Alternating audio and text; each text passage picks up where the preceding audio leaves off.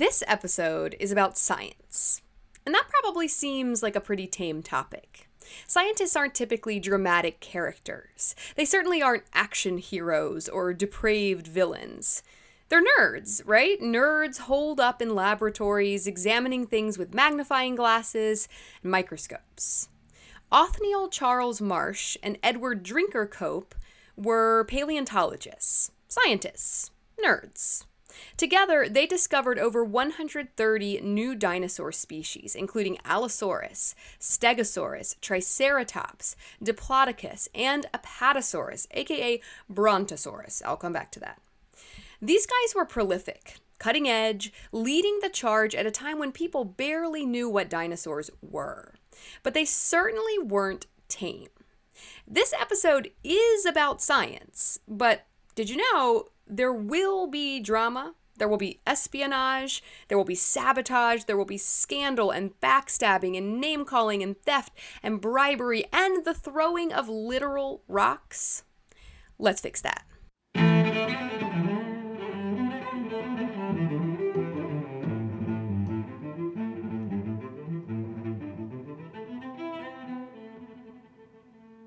Hello, I'm Venmo LaFountaine, and you're listening to History Fix, where I discuss lesser-known true stories from history you won't be able to stop thinking about.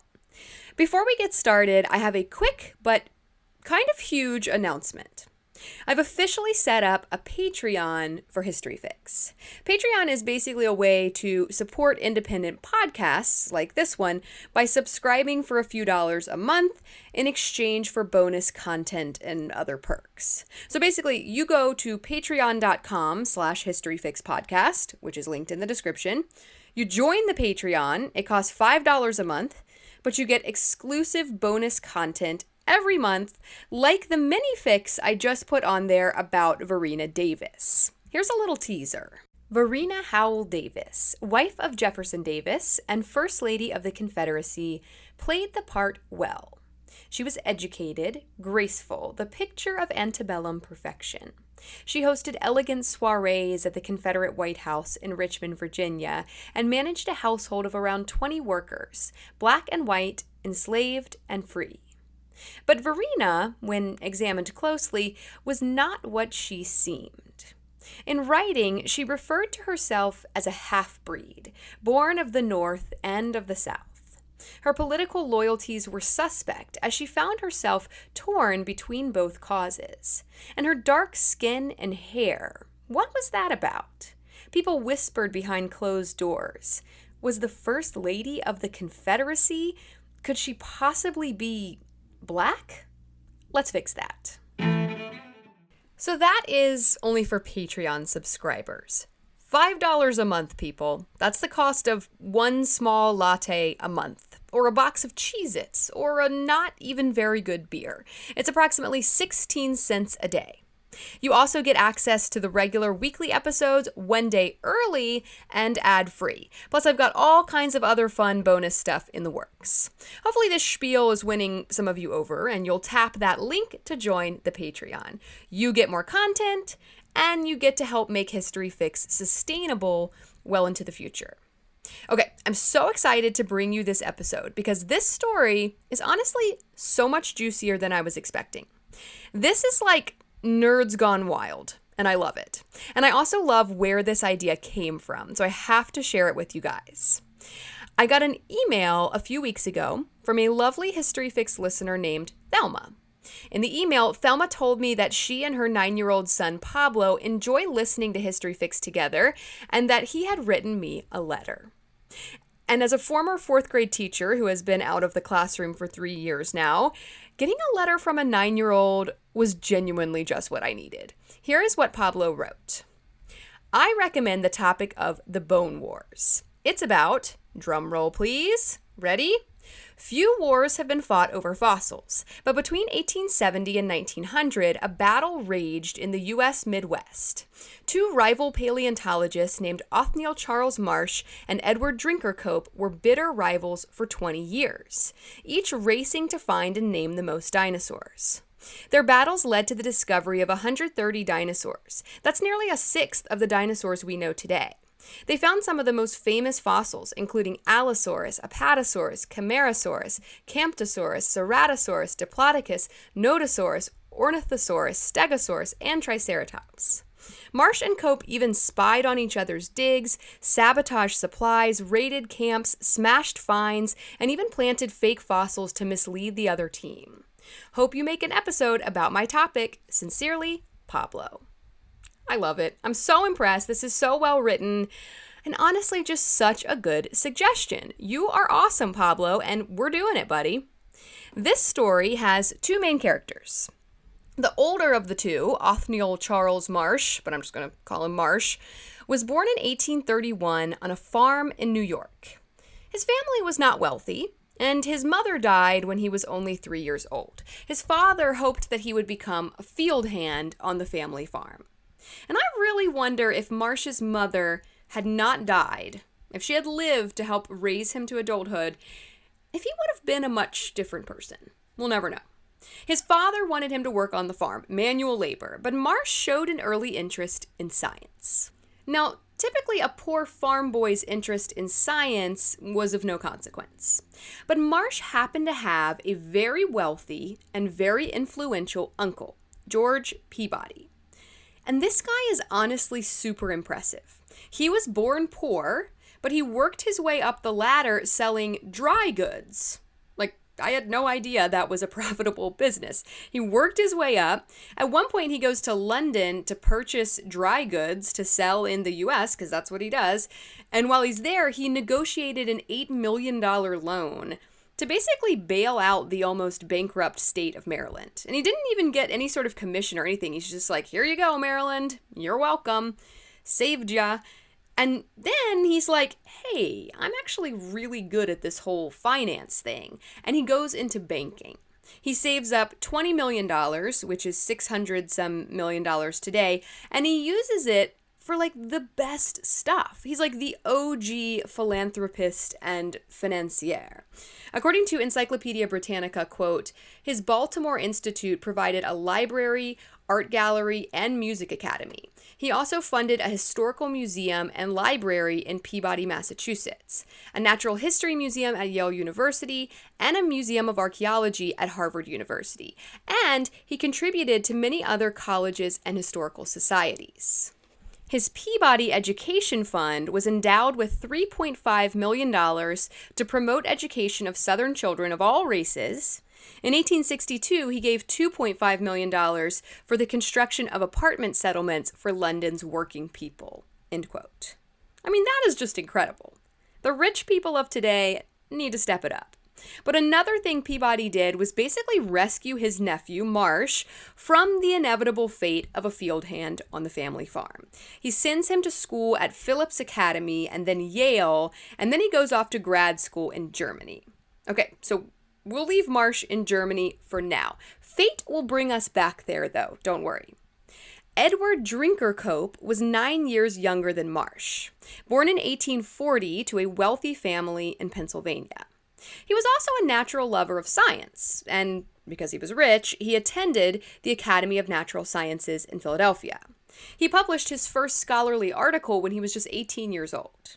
But, alas, the Civil War breaks out, and war does not care about science. So Cope's parents are like, we got to get him out of here. They're gonna make him fight in this war, and rich people shouldn't have to fight in war, so we'll just use our resources to get him out of it. And they send him to, any guesses? Germany. They sent him to Germany. Now, a couple of sources I read claimed that he was sent to Germany because his parents wanted to get him away from a girl they viewed as an ill-suited match. I don't know. Maybe it was sort of a kill two birds with one stone kind of thing. They are clearly helicopter parenting hard. And they sent him to Germany, and it was there in 1863 that Cope met Marsh at some sort of scientific meeting. They had a lot to talk about.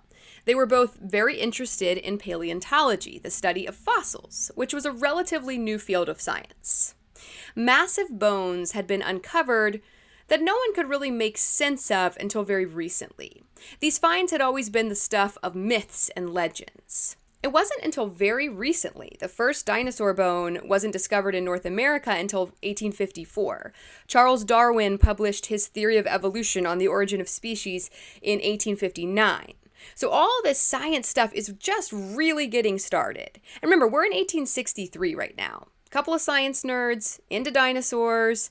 They must have been just abuzz with excitement at the cusp of this new field taking off. They spent a few days touring the city, Berlin, together. They exchanged addresses so they could stay in touch when they parted ways, and they soon both made their way back to the United States, where they stayed in touch and were friends. I mean, they even named fossil finds after one another. Like, how cute is that? Cope named an amphibian fossil Tyonius marshi after Marsh, and Marsh named a giant snake fossil Mosasaurus copianus after Cope. Cute. But the friends would turn frenemy soon enough. And I really blame this on Marsh. Poor guy didn't have a mama to teach him better, just a hardened farm dad raising him. Cope is like, cool, this Marsh guy is super cool. He named a snake after me. I'm going to let him in on this fossil quarry I know about. Maybe we can go find some fossils together or something. It'll be a nice bonding activity. And Cope brings Marsh to a fossil quarry in Haddonfield, New Jersey. Cope knows about this quarry because his mentor, a guy named Joseph Leidy, had discovered one of the first dinosaur fossils in the U.S. here. So Cope is familiar with the site. He brings Marsh there, and together they discover 3 new dinosaur species at Haddonfield that season. They part ways, everything's cool, or so Cope thinks. He returns alone to do some more excavating later, and is stunned to learn that Marsh has gone behind his back and paid the site managers to pledge all the bones found in that area to him alone. Meaning anything Cope finds, anything anyone finds, has to be turned over to Marsh. So that's the first attack in this war, the first sign of trouble in paradise. But whatever, he brushes it off. Now, around this same time, Cope receives some bones that had been shipped to his office from an army surgeon in Kansas. He assembles the bones. He names it Allosaurus. It's a type of aquatic dinosaur, a species of plesiosaur. And he rushes to publish the findings in the American Philosophical Society Journal. He's like, gotta get the word out before somebody else does. Because that's kind of how it worked in the science world. Whoever published it first was the one who got the credit. So he's like, boom, Allosaurus. But in his haste, he had made a big mistake. When he reassembled the bones, he put the skull at the end of the tail. So Allosaurus, you can Google a picture if you don't know what it looks like. It has a super long neck and a pretty short tail.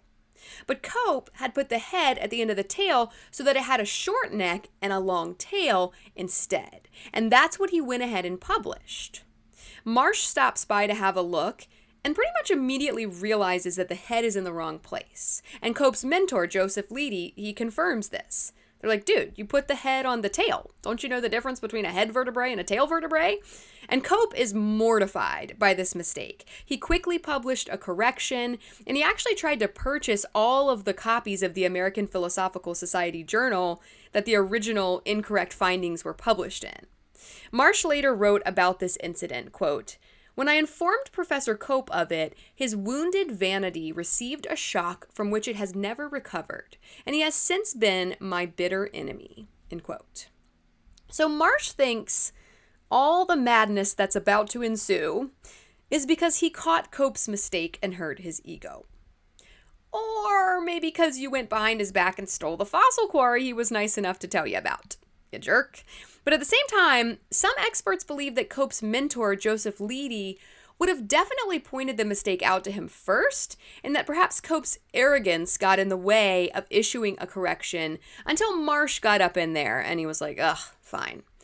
Cope would become pretty notorious for hastily publishing reports with errors in them, which is not great for science or Cope's reputation.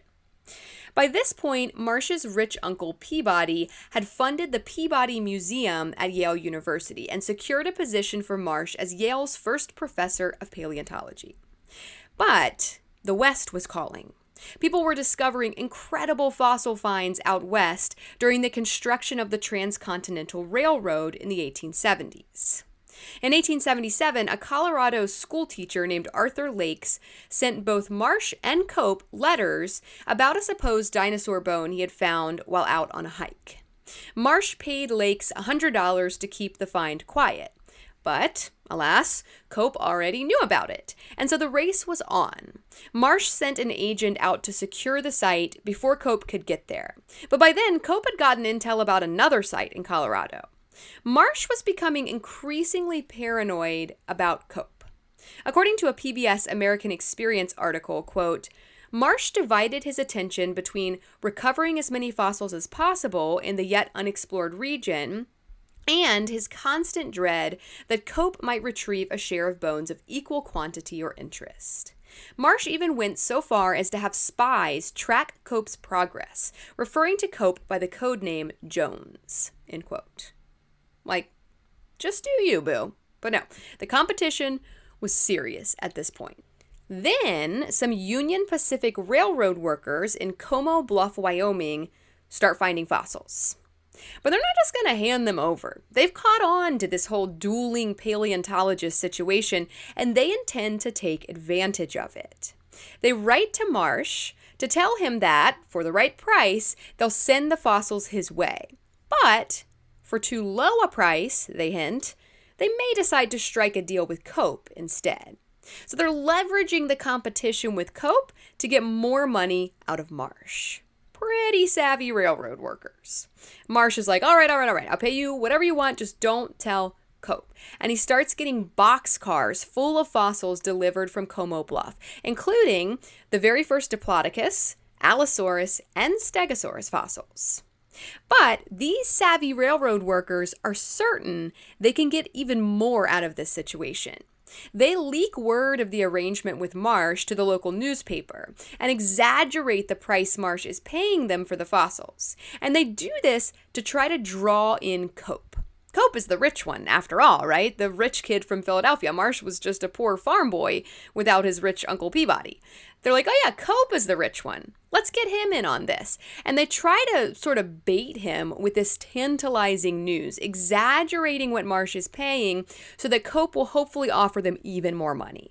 Cope sends an agent west, but they can't settle on any sort of financial agreement with the railroad workers. And according to a ThoughtCo article by Bob Strauss, he instructs his guy to just start stealing fossils from Como Bluff.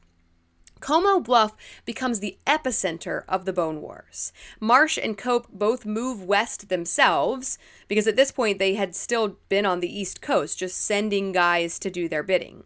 According to Strauss, quote, over the next few years, they engaged in such hijinks as deliberately destroying uncollected fossils and fossil sites so as to keep them out of each other's hands, spying on each other's excavations, bribing employees, and even stealing bones outright.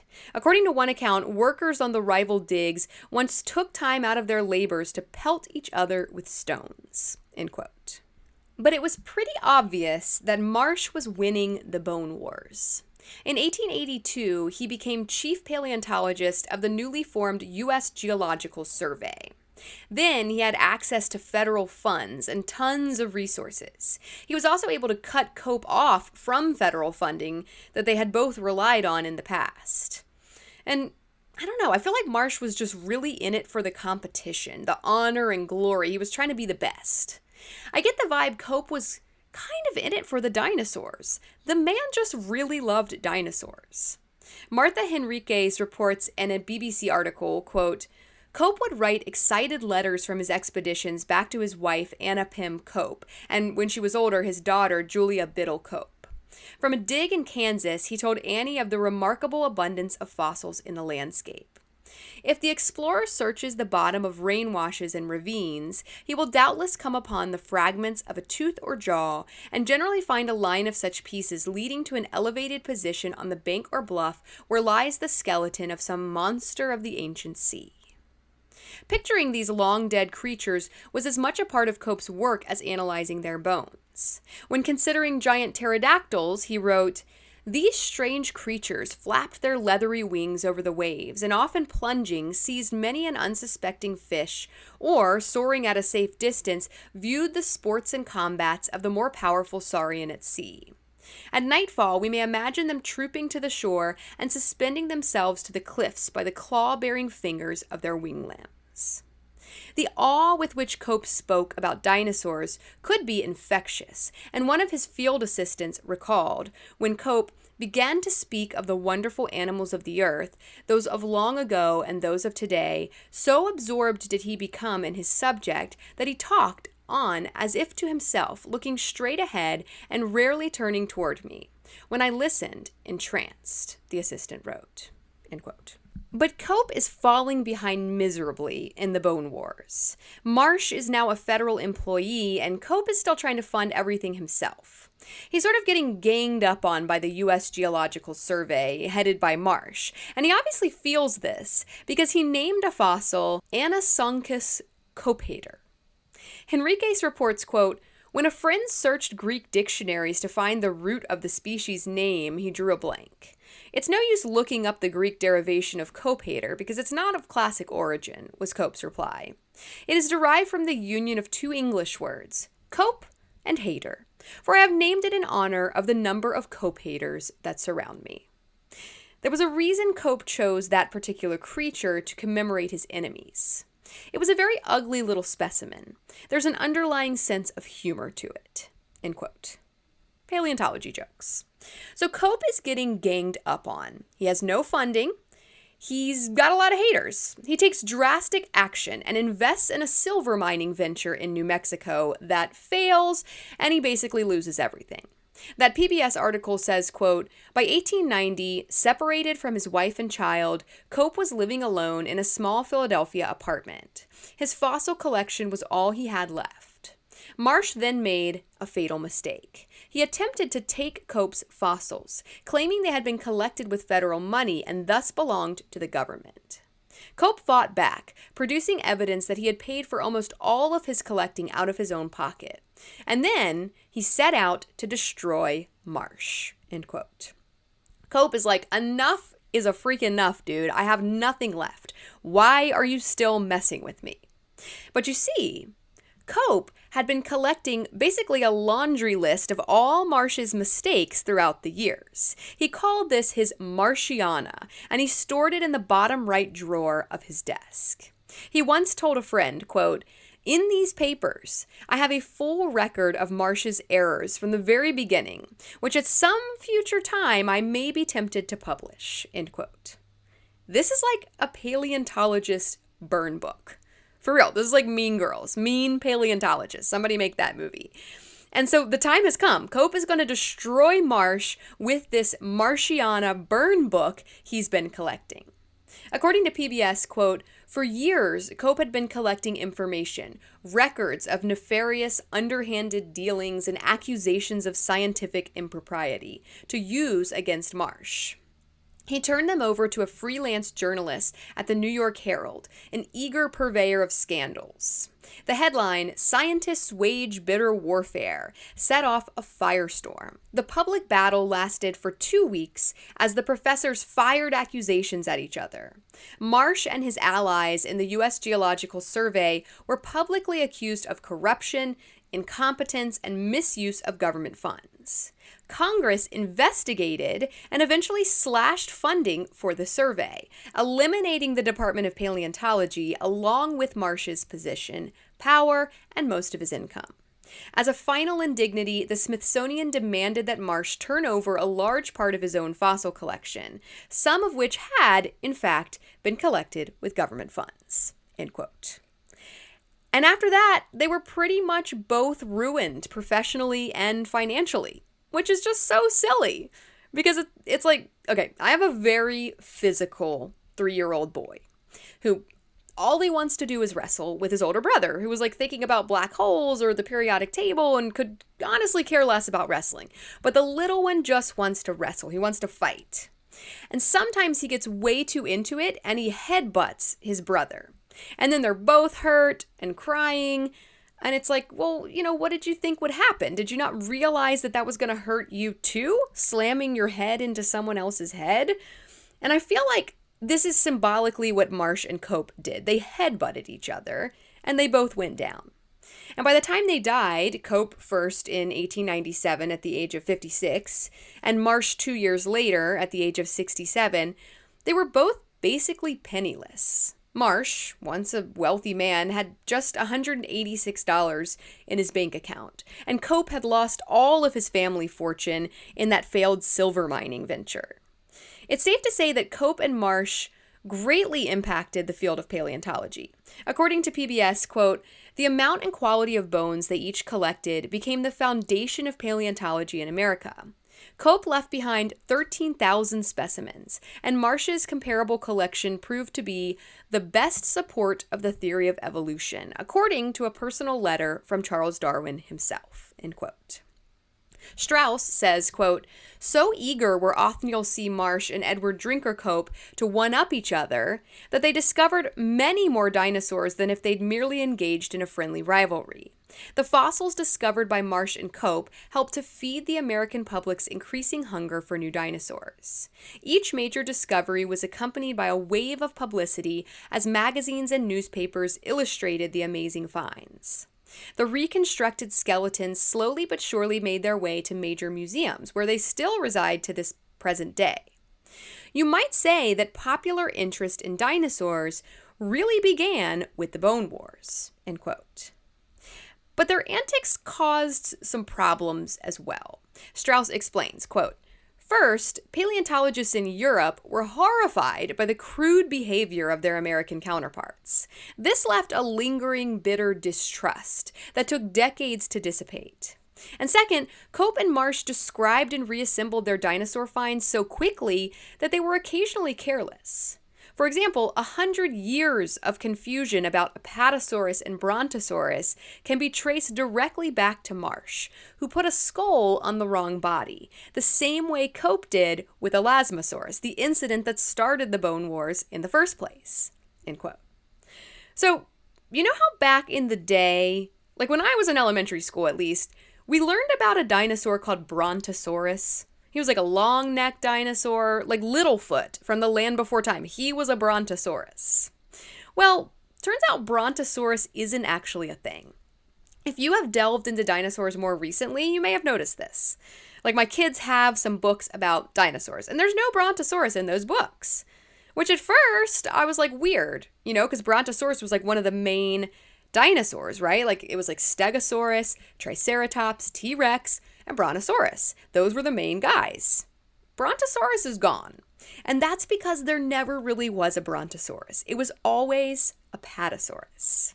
According to an article for WTTS, which is a Chicago-based PBS station, quote, "When Marsh discovered a long-necked dinosaur in 1877, he named it Apatosaurus. But the incomplete specimen was missing its skull, so Marsh guessed that a skull found elsewhere belonged to the Apatosaurus.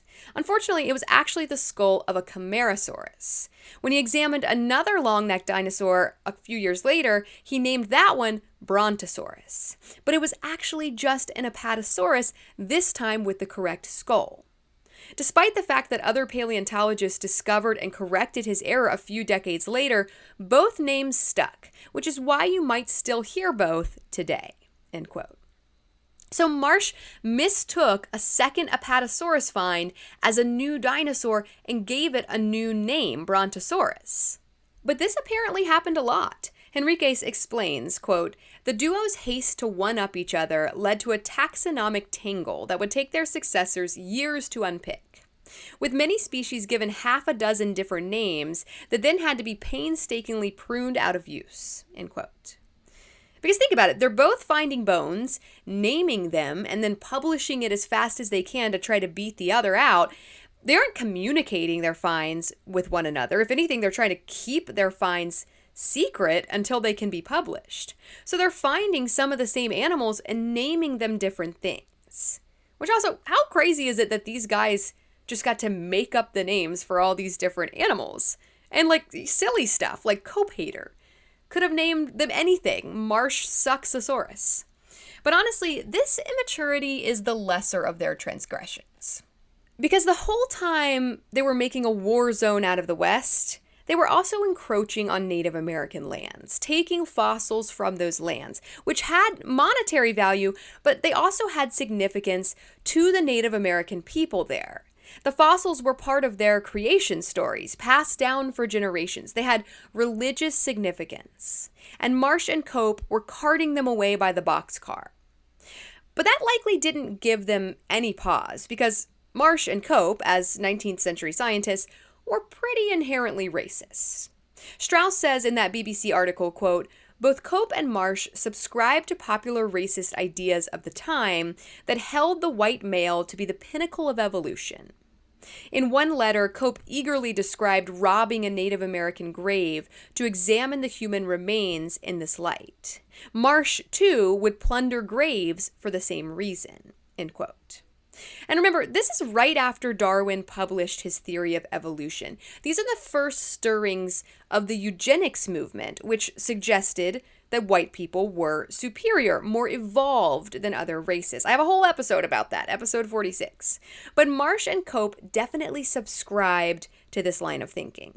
In fact, after Cope died, he donated his body to science. His whole body, but specifically his head. He wanted the American Anthropometric Society to dissect his head after he died to determine the size of his brain. I did say he was arrogant, didn't I? And they never actually did this, though, and his bones were eventually passed on to the University of Pennsylvania's Museum of Anthropology in 1966, where they just sat on a shelf in a box for a while. And it was there that distinguished anthropology professor Loren Eiseley snagged them and took them back to his office, I guess just to keep him company, I don't know. He reportedly toasted the box of bones, which he called Eddie, with sherry, and bought him a birthday present, and they decorated the box for Christmas every year.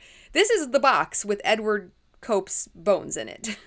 But Weirdo Eiseley goes even further, and he tells his nephew that he actually wants to be buried with Cope's bones after he dies. So he dies, Eiseley dies, and the nephew gets the box of bones out of his office and he takes it to the funeral home where his uncle's body is being prepared for burial.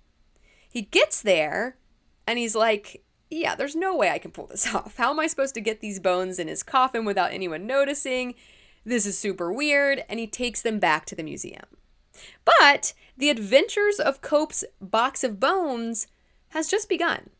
In the 1990s, when Jurassic Park mania hit and everyone was all obsessed with dinosaurs, a photographer named Louis Sahoyos caught wind that Cope's bones were at the museum.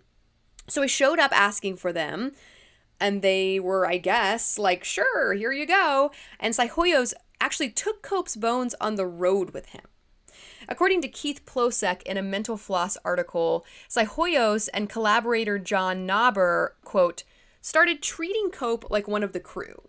Knauber made a velvet-lined mahogany box for the skull, which they didn't like leaving in the van. So, "Do you have Ed?" became a common refrain every time they left a diner, end quote. Like, what is happening? But apparently having this box with Cope's bones in it got them in to talk to paleontologists that they interviewed for the book they were writing called Hunting Dinosaurs. They were like, we have Edward Drinker Cope's bones in a box in our van. Want to chat? And I guess that worked. But after 3 years on the road like this, driving around with Cope's bones in a box, the museum finally caught on. They're like, hey, that guy never brought the box of bones back that we just gave him, no questions asked. And they get up with him, and he has to bring the bones back to the museum, where they remain to this day, just sitting on a shelf. But the reason I bring all that up is because it's very likely Cope viewed himself as the type specimen, and that's why he wanted to be examined after his death. So every time a new species is classified, one really solid example is declared to be the type specimen, right? Like, this is a perfect example of this species. Anything else is an aberration. But with humans, when Carl Linnaeus, who is considered the father of modern taxonomy, when he named Homo sapiens, us, as a species in 1758, he didn't try to look for a type specimen, right? There's too much baggage there. Instead, he just said, "Know thyself." But there were those in the field who believed in this whole type specimen thing, and if there were type specimens of all the other species, surely there should be a type specimen of Homo sapien. So some people believe that Edward Drinker Cope viewed himself as the type specimen, and that's why he donated his body to begin with. Saihoyo says in that Mental Floss article, quote, "The legend I heard was that Cope wanted to be the type specimen. This is the dark part of the history. Cope was part of a group of scientists back then who were trying to set forth the idea that the Caucasian race is superior, and they were using brain case size and all these notions to legitimize it. Well, that never came to fruition," end quote. Though some question that legend, pointing to the fact that Cope had few teeth left at the end of his life, and that teeth were an important part of any specimen, being able to examine the teeth of a species. Cope would have known this, and so some argue that he wouldn't have donated himself as the type specimen because a type specimen would need all of its teeth. I don't know. I suppose being the type specimen would have been just one more way to best his rival, Marsh. Like, okay, whatever, Marsh found more dinosaurs, but I'm the perfect human specimen, so take that. Maybe Cope was hoping Marsh would donate his own brain when he died, and they'd have their final showdown there on the dissection table, brain to brain, continuing the bone wars even after death. Marsh did not donate his body to science, and Cope's bones remain in that velvet box on a shelf at the Penn Museum. So there you have it, the Bone Wars. Two scientists who contributed tremendously to the field of paleontology while also somewhat cheapening it, because it became so much about this competition, this rivalry between Marsh and Cope, that the science itself almost got left by the wayside. The accuracy was sacrificed. Reports were hasty and full of errors. They sabotaged each other to the point where they were also sabotaging potential fossil finds. And yet, without that rivalry, our understanding of, appreciation for dinosaurs would not be what it is today. Because think about it, dinosaurs are a big deal, especially for kids. You ask a little boy, dinosaurs are a big deal. They're plastered all over lunchboxes, backpacks, water bottles, pajamas. There are toys and cartoons and movies and books and theme parks. Dinosaurs are a big deal. And that really is thanks to the Bone Wars.